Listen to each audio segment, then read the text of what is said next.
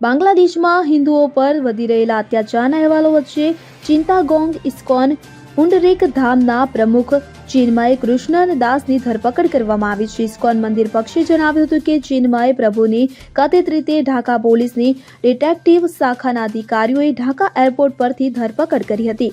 ચિન્મય પ્રભુ શેખ હસીનાની સરકારના પતન પછી હિન્દુઓ પર થતા અત્યાચારો સામે અવાજ ઉઠાવી રહ્યા છે. શુક્રવારે જ તેમણે રંગપુરમાં એક વિશાળ વિરોધ રેલીને સંબોધિત કરી હતી. ઉલ્લેખનીય છે કે બાંગ્લાદેશમાં વિદ્યાર્થીઓના આંદોલનને કારણે શેખ હસીનાની સરકારના પતન પછી ત્યાં રહેતા લઘુમતી હિન્દુઓ નિશાના પર છે.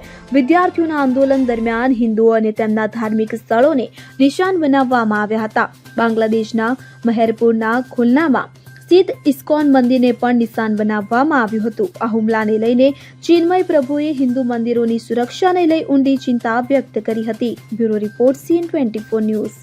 હવે જુઓ દેશ દુનિયાની તમામ ખબરો તમારી આંગળીના ટેરવે. ઉઠાવો મોબાઈલ અને Google Play Store પરથી ડાઉનલોડ કરો અમારી CN24 ન્યૂઝ મોબાઈલ એપ.